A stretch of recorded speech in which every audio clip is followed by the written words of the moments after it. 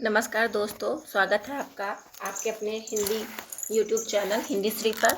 और आज हम रामस्वरूप चतुर्वेदी जी की मूल पुस्तक का वाचन करने जा रहे हैं, जो बहुत महत्वपूर्ण है और जिसका प्रथम संस्करण 1986 में आया था, 1986 में, और इसका 22वां संस्करण 2011 में आया था। चलते हैं अब पुस्तक की ओर। पुस्तक के पास एक रामचंद्र शुक्ल जी की पंक्ति आमुख के पहले दी हुई है, जो पंक्ति कुछ इस प्रकार है। आदि से अंत तक इन्हीं चित्तवृत्तियों की परंपरा को परखते हुए साहित्य परंपरा के साथ उनका सामंजस्य दिखाना ही साहित्य का इतिहास कहलाता है। ये पंक्ति रामचंद्र शुक्ल जी की है। वैसे ये पंक्ति बहुत ही महत्वपूर्ण हो जाती है, क्योंकि रामचंद्र शुक्ल की पंक्ति ऐसे भी आपको क्वेश्चन घुमा कर दे सकता है कि रामचंद्र शुक्ल की पंक्ति को किसने अपने इतिहास में रखा है, या तो फिर डायरेक्ट ऐसे पंक्ति दे सकता है कि यह किसकी पंक्ति है, और उसके बाद पंक्ति दिया हुआ है, पता नहीं, लिखा हुआ नहीं है कि ये किसकी पंक्ति है, तो कवि का काम, लेकिन ये मुझे लगता है कि ये शुक्ल जी की ही पंक्ति है। कवि का काम यदि दुनिया में ईश्वर के कामों को न्यायोचित ठहराना है, तो साहित्य के इतिहासकार का काम है कवि के कामों को साहित्य इतिहास के विकास प्रक्रिया में न्यायोचित दिखा सकना। अब बढ़ते हैं हम आमुख की तरफ। आमुख है प्रस्तुत अध्ययन में भाषा और साहित्य के साथ साथ तथा उसके माध्यम से हिंदी भाषी जाति के जीवन मूल्यों के विकास को भी रेखांकित करने का उपक्रम हुआ है। यह भाषा साहित्य और संस्कृति के संपृक्त संदर्भ में यह हिंदी साहित्य के साथ हिंदी संवेदना का इतिहास भी होने का यत्न करता है। इसे तब हिंदी साहित्य के इतिहास की तरह पढ़ा जाना चाहिए और साहित्य की तरह भी। ऐसा रामस्वरूप चतुर्वेदी जी कह रहे हैं कि हिंदी साहित्य के इतिहास की तरह भी पढ़ा जाना चाहिए और साहित्य की तरह भी, यानी कि इतिहास फॉर्म में भी पढ़ सकते हैं और हिंदी के साहित्य के फॉर्म में भी पढ़ सकते हैं। आधुनिक युग में साहित्य के इतिहास की यह नई महत्वाकांक्षा कही जा सकती है। इस दृष्टि से वृत्त यहाँ सर्वांगपूर्ण न होकर चयनधर्मी है और युग का विश्लेषण तथा विवेचन प्रतिनिधि रचनाकारों के आधार पर हुआ है। यदि विवेचन सही परिप्रेक्ष्य में हुआ है तो अलग से फिर मूल्यांकन की अपेक्षा नहीं रह जाती है। संवेदनात्मक विकास को समझने में सुविधा हो, इसलिए कवि कीर्तन की बजाय कविता कीर्तन की दृष्टि यहाँ प्रमुख है। ये बहुत इंपॉर्टेंट है, बहुत महत्वपूर्ण तथ्य है रामस्वरूप चतुर्वेदी जी का कि संवेदनात्मक विकास को समझने में सुविधा हो, इसलिए कवि कीर्तन के बजाय कविता कीर्तन की दृष्टि यहाँ पर प्रमुख है। यानी रामस्वरूप चतुर्वेदी जी को ऐसा मतलब लगता था कि अन्य जो इसके पहले के साहित्यकार थे उन्होंने कवि कीर्तन किया है, लेकिन इसलिए ये बोल रहे हैं कि कवि कीर्तन की जगह पे कविता कीर्तन की दृष्टि प्रमुख है। इतिहास में बल इतिवृत्त पर होता है, विकास में इतिवृत्त के उस अंश पर जहाँ दिखाया जाता है कि यह एक युग अपने पिछले युग से और एक रचनाकार कालक्रम में अपने पहले से रचनाकार से कहाँ और क्यों भिन्न तथा विशिष्ट है।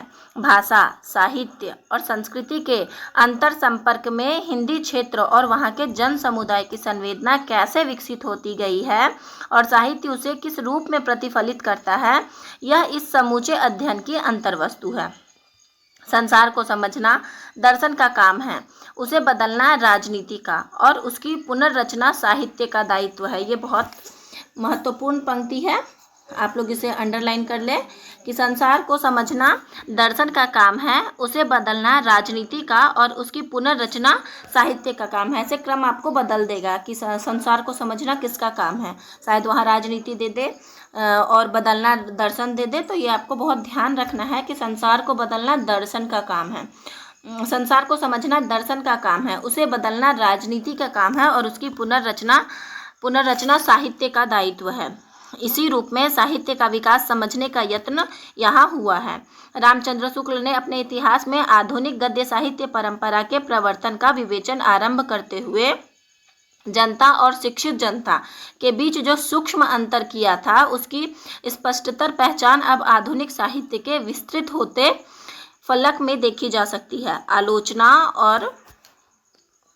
आलोचना और इतिहास विवेक समकालीन साहित्य के अध्ययन और उसकी परख से निःसृत होकर और युगीन संदर्भों से जुड़कर ही प्रामाणिक और तथा गतिशील बनता है।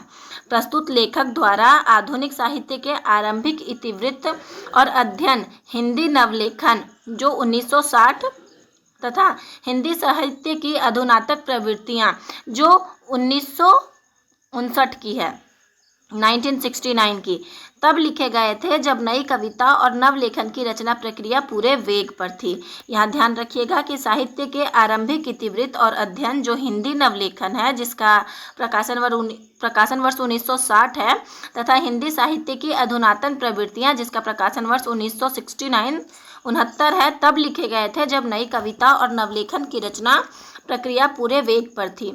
रामचंद्र शुक्ल सांस्कृतिक मूल्यों के लिए रामचरितमानस को भले केंद्र में रखते हों, पर उनका आलोचना और इतिहास विवेक उनके युगीन साहित्य सृजन छायावाद से जुड़कर ही पुष्ट हुआ है।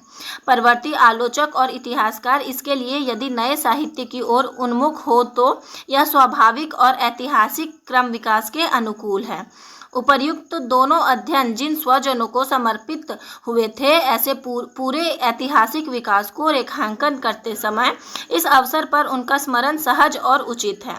तब वर्तमान अध्ययन उन्हें फिर से नए रूप में समर्पित हो, यह उसी प्रक्रिया का अंग है। आलोचना विवेक के स्रोत और प्रमाण रूप में आधुनिक कालीन साहित्य के विवेचन पर बल का औचित्य भी यहाँ देखा जा सकता है। इतिहास और आलोचक दृष्टि जो 1982 की रचना है, शीर्षक पिछली पुस्तक के लिए जो कुछ तैयार हुई थी, वह अब पूर्णतर और रचनात्मक रूप में प्रतिफलित हो रही है। यह लेखक के लिए आंतरिक तोष का विषय है, विशेषकर ऐसे समय में जब साहित्य के इतिहास लेखन को दुस्साध्य समझकर छोड़ दिया गया है और उनके स्थान पर साहित्य इतिहास दर्शन में अनुपात रुचि बढ़ती जा रही है। इस संदर्भ में स्पष्ट करना उचित होगा कि चंद्रबरदाई, कबीर, जायसी, तुलसी, देव, भारतेंदु के कृतित्व को न सिर्फ उनके युगीन संदर्भों में रखकर समझा जा सकता है और न केवल समकालीन संदर्भों में। यानी कि चतुर्वेदी जी यहाँ कह रहे हैं कि इनकी रचनाओं जो चंद्रबरदाई, कबीर, जायसी, तुलसी, देव, भारतेंदु, मतलब सिर्फ उनके युग के संदर्भ में भी रखकर नहीं देखा जा सकता है और ना ही सिर्फ समकालीन संदर्भ में रखकर देखा जा सकता है। इतिहासकार का यह दायित्व है कि इन दोनों युगों का रिश्ता और क्रिया प्रतिक्रिया स्पष्ट करते हुए वह रचनाकार के संप्रेषण को प्रशस्त करे और व्यापक परंपरा के अंतर्गत उसका मूल्यांकन करें। इतिहास की इस प्रक्रिया को स्पष्ट करने के लिए यह भी जरूरी है कि हम युग विशेष की संवेदना को समझें और उस युग के साहित्य को में अपनी साझेदारी का विश्लेषण कर सकें। अभी तक के इतिहासों में सांस्कृतिक पृष्ठभूमि का इतिवृत्त कथन अलग होता है और साहित्य धारा का दिग्दर्शन अलग। फिर से देख लीजिए इस पंक्ति को। अभी तक के इतिहासों में सांस्कृतिक पृष्ठभूमि का इतिवृत्त कथन अलग होता है और साहित्य धारा का दिग्दर्शन अलग होता है। यानी कि सांस्कृतिक अलग पृष्ठभूमि पर तैयार हो रही है और साहित्य अलग पृष्ठभूमि पर तैयार हो रही है। यहाँ प्रयत्न यह है कि साहित्य और संवेदना को एक साथ देखा परखा जा सके। आचार्य शुक्ल ने अपने इतिहास के आमुख में जनता की चित्तवृत्ति के परिवर्तन की बात कही थी। आज की भाषा में चित्तवृत्तियों के संश्लेषण को संवेदना कहा जाएगा। संवेदना में बदलाव को समझने से साहित्य युगों की परिकल्पना और उनके बीच के महत्वपूर्ण अंतरालों को समझा जा सकता है, जो साधारण दृष्टि के लिए ओझल बने रहते हैं। इसलिए साहित्य के विकास के साथ साथ संवेदना के विकास को रेखांकित करना इतिहासकार के क्रम का आवश्यक अंग है। इतिहास का अध्ययन संपन्न होने पर अतीत और परंपरा की ओर दृष्टि जाना स्वाभाविक है। आधुनिक यांत्रिक सभ्यता से दूर यमुना कछार में बसे गांव कछपुरा, जो आगरा में स्थित है, में अपने घरेलू पुस्तकालय की याद सबसे ऊपर है। यहाँ ध्यान दीजिएगा, चतुर्वेदी जी ने इसका जिक्र किया है अपने गांव कछपुरा का, और उनका एक घरेलू पुस्तकालय था, उनकी याद को इन्होंने सर्वोपरि रखा है। आजीविका को लेकर परिवार का संबंध कलकत्ता से रहा है। 19वीं शताब्दी के अंत से इस क्रम में बंगाल के पुनर्जागरण की कुछ झलक इस सुदूर ग्रामीण क्षेत्र तक पहुंची थी। घरेलू पुस्तकालय बहुत कुछ इसी सिलसिले से बना है, जिसकी शुरुआत पितामह पुरुषोत्तम दास चतुर्वेदी जी ने किया था। यहाँ पे देखिए महत्वपूर्ण तथ्य आपका निकल जाता है कि चतुर्वेदी जी के पितामह यानी दादाजी का क्या नाम था। यहाँ था पुरुषोत्तम दास चतुर्वेदी। न केवल पुस्तकों के संग्रह बल्कि अनेक समसामयिक पत्र पत्रिकाओं में उनकी पूरी रुचि थी। यद्यपि अपने व्यवसाय से उनकी इस रुचि का कोई संबंध नहीं था, सरस्वती, विशाल भारती, माधुरी, चांद आदि कोई ऐसी पत्रिका ना थी जिसे वे ना मंगाते थे। याद रखिएगा कि उनके दादाजी कौन कौन सी पत्रिका मंगाते थे, नाम जिनका दिया हुआ है सरस्वती, विशाल भारती, माधुरी और चांद, जिसे वे नहीं मंगाते थे। शैक्षणिक योग्यता के संदर्भ में वे मिडिल उत्तीर्ण थे और अपने ग्रामीण अंचल के पहले विधिवत शिक्षित व्यक्ति थे। विशाल भारत संपादक बनारसी दास चतुर्वेदी के पिताश्री उनके मित्रों में थे और इस नाते पत्रिका के आरंभ से उनके क्रमिक विकास में उनकी रुचि होना स्वाभाविक था। पितामह के संग्रह को अगली पीढ़ी ने संवर्धित किया और अपने अपने प्रिय लेखकों की कृतियों से, जिनमें बड़ा भाग स्पष्ट ही उपन्यासों का है, बंकिम चटर्जी और कुछ समकालीन कथाकारों की रचनाएं इस पुस्तकालय में थी। जॉर्ज रेनाल्ड के रहस्य रोमांच प्रधान उपन्यास थे और देवकीनंदन खत्री तथा उस प्रकार के अन्य लेखकों की तिलस्मी रचनाएं थी। याद रखिएगा किनके आमुख में जॉर्ज रेनाल्ड का नाम आ रहा है और देवकीनंदन खत्री जी के नाम आ रहा है राम स्वरूप चतुर्वेदी जी के क्लास में इतिहास में। बंगला और अंग्रेजी उपन्यास अनुदित रूप में थे। कुछ नाटक, जीवनियाँ तथा सामयिक विषयों पर लिखी पुस्तकें थी। मैथिली शरण गुप्त की भारत भारती भी थी। पितृव्य, मेघराज, भगवान दास, लक्ष्मण प्रसाद, राधा मोहन, दामोदर दास और पिता त्रिलोकीनाथ ने अपनी अपनी रुचि से इन पुस्तकों का संकलन किया था। गांव के रिश्ते के चाचा देवी प्रसाद तथा मदन लाल भी इस पुस्तकालय से जुड़े थे। इनमें मदन लाल चतुर्वेदी ब्रजभाषा के कवि थे और कलकत्ता में दैनिक लोकमान्य पत्र के संपादक। अपने छोटे भाई ब्रह्मानंद तथा बहन सत्यवती के सहयोग से माँ शांता की देखरेख में इस घरेलू पुस्तकालय की पुस्तकालय की देखभाल हम लोगों का एक प्रियतर कार्यक्रम था। मुख्यतः अपने मनोरंजन के लिए वह सारा समय बिताया गया समय इस रूप में आगे उपयोगी होगा, इसका तब गुमान भी न था। अब वह पिछली पीढ़ी तो स्मृति शेष है जिसे आज प्रमाण निवेदित करके ही संतुष्ट हुआ जा सकता है।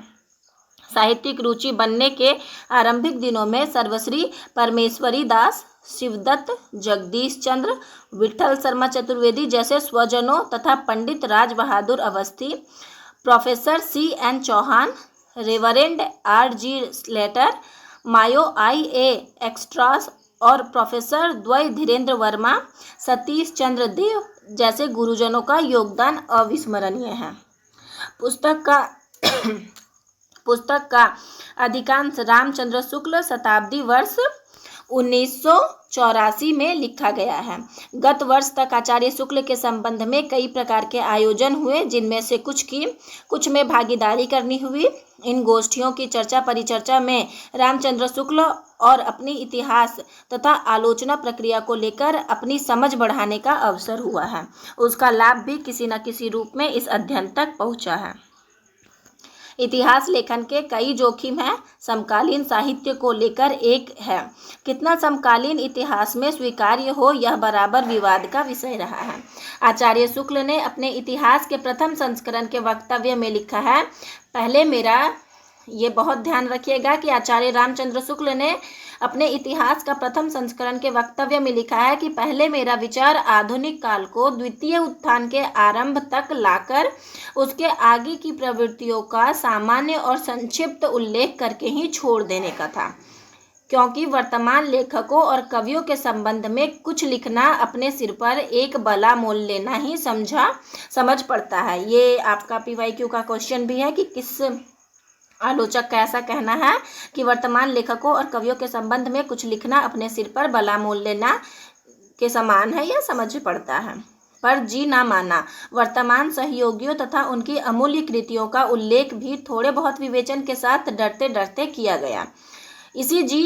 इस जी ना मानने की पीछे शुद्ध भावात्मक कारण नहीं वरन समकालीन साहित्य के प्रति कृतज्ञता ज्ञापन की उत्कट इच्छा है, जिसने जिसने इतिहासकार की साहित्यिक रुचि और उसके आलोचनात्मक विवेक के बनने में योग दिया है। और वास्तविक कृतज्ञता ज्ञापन महज कहने से नहीं होता, उसकी कीमत चुकानी पड़ती है। तभी किसी एक लेखक द्वारा प्रस्तुत इतिहास क्रमशः इतिहास के सामान्य प्रवाह में स्वीकृत हो सकता है। रामस्वरूप चतुर्वेदी, 25 जनवरी 1986।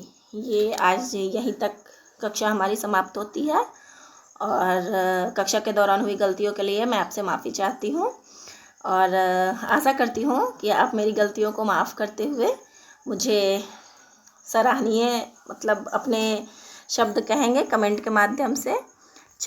इसी के साथ आपका धन्यवाद करती हूँ। आप सभी का बहुत बहुत धन्यवाद।